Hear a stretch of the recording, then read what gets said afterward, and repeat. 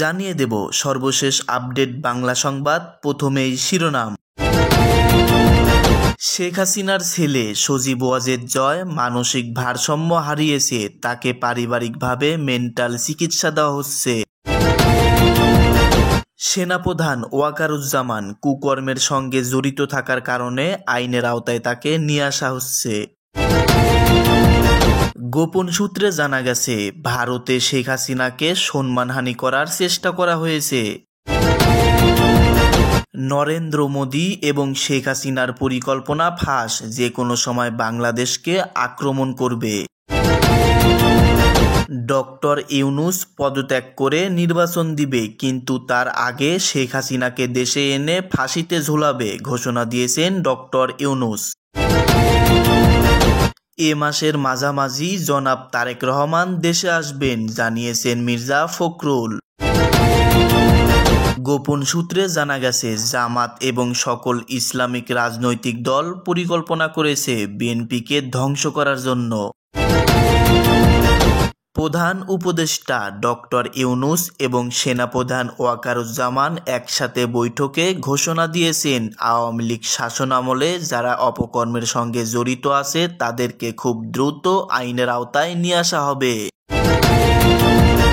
সর্বশেষ জানবেন বেগম খালেদা জিয়া আর কোনোদিন প্রধানমন্ত্রী হতে পারবে না, ঘোষণা দিয়েছেন তারেক রহমান।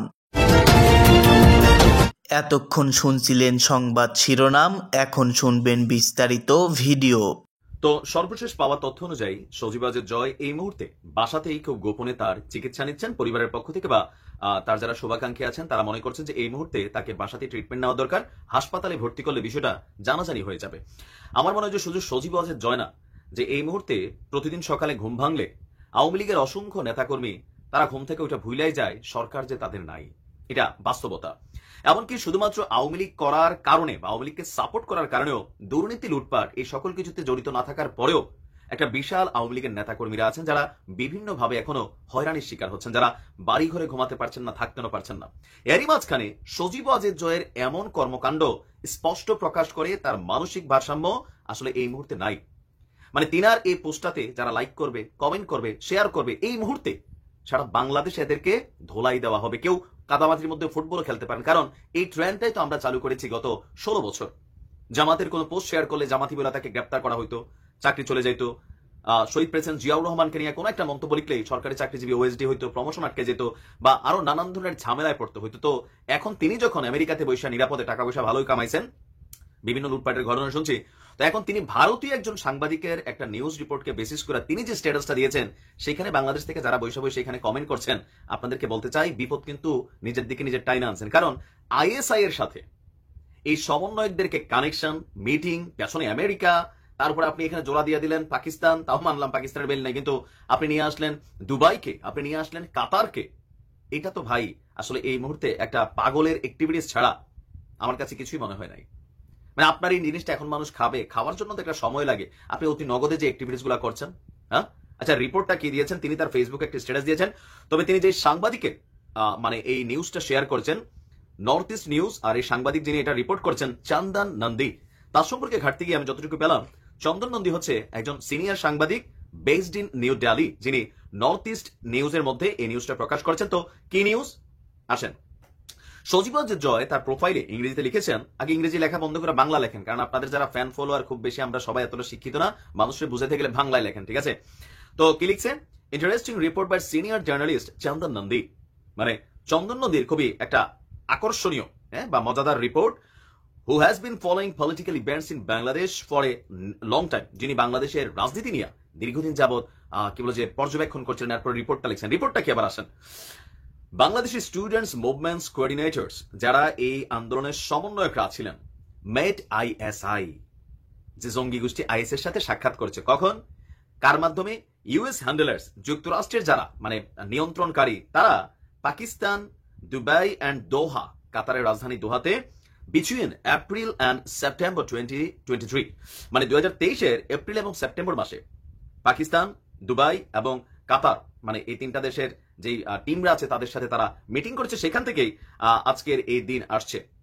তো চন্দন নন্দীর যেই লম্বা চূড়া তার যে অবজারভেশন, সেখানে পাকিস্তানি স্টুডেন্টদের সাথে বাংলাদেশি স্টুডেন্টদের একটা পতাকার ছবি সে দিয়েছে।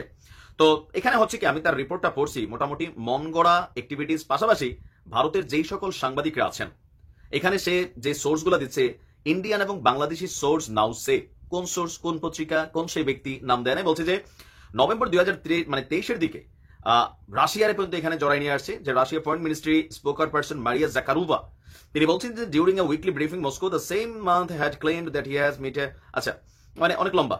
তো এই লম্বা থেকে আমি সজীব জাহির ভাইরে বলি আর কি, ভাই এখন পর্যন্ত যারা ওই যে বাড়ি ঘরে মানুষের ঘরে ঘুমায় টুমায় লুকায় আছে, আওয়ামী লীগ করছে কিন্তু আপনাদের লুটপাটের সহযোগী হতে পারে নাই, অথবা আপনাদের দল ক্ষমতায় থাকাকালীনই তারা আসলে ভাগ পায় নাই, অথবা তারা কোনো পদ পদবিও পায় নাই, এই মানুষগুলারে আল্লাহর ওয়াস্তে আপনি ছাইরা দেন। ছাইরা দেন কেন? অনেকে পদ পদবি টিকানোর জন্য বিদেশে চলে গেছে, আর যারা মূল লুটপাটের সহযোগিতা করেছে ওই টিমটা কিন্তু এখন বাংলাদেশে আটকা পড়ে গেছে, এরা দেশ থেকে বের হইতে পারে নাই। এরা ফেসবুকে সেগুলো শেয়ার টেয়ার করলে পরিস্থিতি কোন দিকে যাবে? আর আপনি কি বাংলাদেশের রাজনীতির পালসটা এখনো বুঝতেছেন না? অবশ্য আপনি না বোঝারই কথা, কারণ আপনি রাজনীতির বোঝেন বলে আমার মনে হয় না। কারণ আপনি যদি বুঝতেনি এই মুহূর্তে বাংলাদেশের মানুষকে যতটা বিগড়াই গেছেন, সেই বিগড়ানোর জায়গা থেকে আপনি এসে পোলাপেন্ট আইএসআই নিয়ে অ্যাড করলেন, এগুলা মানুষ কোন লেভেলে আপনার মানসিক ভারসাম্যহীন স্টেটাসেরই একটা আউটপুট হিসেবে নিবে। দেখেন আমরা দল করতে পারি, কিন্তু অতীতে ওইগুলো নিয়ে কথা বলছি, তখন প্রশাসন দিয়ে ডিস্টার্ব করছেন, আর এখন তো ক্ষমতাই নাই। এখনো বলি, কারণ কি? কারণ চেতনা বা বাংলাদেশের রাজনৈতিক যেই নোংরা কালচার ক্রিয়েট হয়েছে সেটাকে পরিবর্তন করে থিঙ্ক পজিটিভ, বাংলাদেশের জন্য চিন্তা করেন। মালপানি যথেষ্ট কামাইছেন, এখন আপনারা জানতে পারলেন শেখ হাসিনার ছেলে সজীব ওয়াজেদ জয় আমেরিকাতে বসেই তিনি ভারসাম্য হারিয়েছেন, তাকে মানসিক হাসপাতালে নেওয়া হচ্ছে না, কারণ এতে সংবাদ মাধ্যম জানাজানি হবে, এই জন্য তাকে পারিবারিকভাবেই মেন্টাল চিকিৎসা দেওয়া হচ্ছে, এটা গোপন সূত্রে জানা গেছে। অপরদিকে সাবেক প্রধানমন্ত্রী শেখ হাসিনা বাংলাদেশে ছাত্রদের উপর গণহত্যা চালিয়ে তিনি পদত্যাগ করে পালিয়ে ভারতে অবস্থান করতেছেন। গোপন সূত্রে এটাই পাওয়া গেছে, ভারতে শেখ হাসিনার উপর বাসাবাড়িতে গিয়েই সম্মানহানি করার চেষ্টা করা হয়েছে। প্রধান উপদেষ্টা ডক্টর ইউনূস এবং সেনাপ্রধান ওয়াকারুজ্জামান বৈঠকে ঘোষণা দিয়েছেন এবং সিদ্ধান্ত নিয়েছেন, আওয়ামী লীগ শাসনামলে আওয়ামী লীগের সময় যারা দুর্নীতি করেছে, অপকর্মের সঙ্গে জড়িত আছে, যারা পালিয়ে রয়েছে, এখনও তাদেরকে অ্যারেস্ট বা গ্রেপ্তার করা হয়নি, তাদেরকে খুব দ্রুত সময়ের মধ্যে আইনের আওতায় নিয়ে এসে ফাঁসিতে ঝুলানো হবে। ভারত সরকার নরেন্দ্র মোদী এবং সাবেক প্রধানমন্ত্রী শেখ হাসিনা ষড়যন্ত্র করতেছে, যে কোনো সময় বাংলাদেশকে আক্রমণ করবে, তারা বাংলাদেশকে ধ্বংস করার পায়তারা করতেছে ভারতে বসে। ইতিমধ্যেই আমরা গোপন সূত্রে জানতে পেরেছি বাংলাদেশকে বিশৃঙ্খল রাষ্ট্র করার জন্য এখনো আওয়ামী লীগ ষড়যন্ত্র চালাচ্ছে। আজকের এই ভিডিওতে বাংলাদেশের বর্তমান পরিস্থিতি নিয়ে নানান বিষয় জানতে পারলেন। এই চ্যানেলটাকে যদি আপনি এখনো সাবস্ক্রাইব করে না থাকেন তাহলে চ্যানেলটাকে এখনই সাবস্ক্রাইব করে ফেলুন।